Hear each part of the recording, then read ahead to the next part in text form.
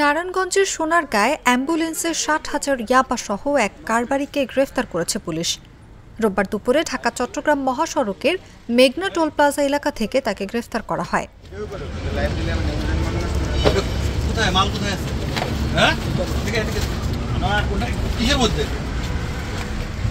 গ্রেফতার মোহাম্মদ ইসহাক মিয়া কক্সবাজারের টেকনাফের ওয়াইকন এলাকার উত্তর নীলা আমতলী গ্রামের কামাল মিয়ার ছেলে।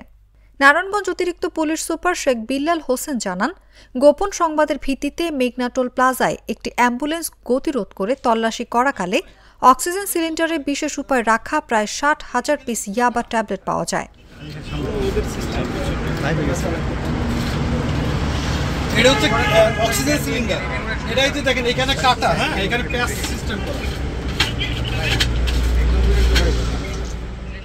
তিনি বলেন, ইশাক একজন পেশাদার মাদক কারবারি।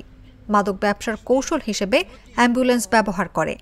প্রতি সপ্তাহে তিনি অ্যাম্বুলেন্স করে মাদক পাচার করেন। তার বিরুদ্ধে সোনারগাঁ থানায় মামলা দায়েরের পর জেল হাজতে পাঠানো হবে।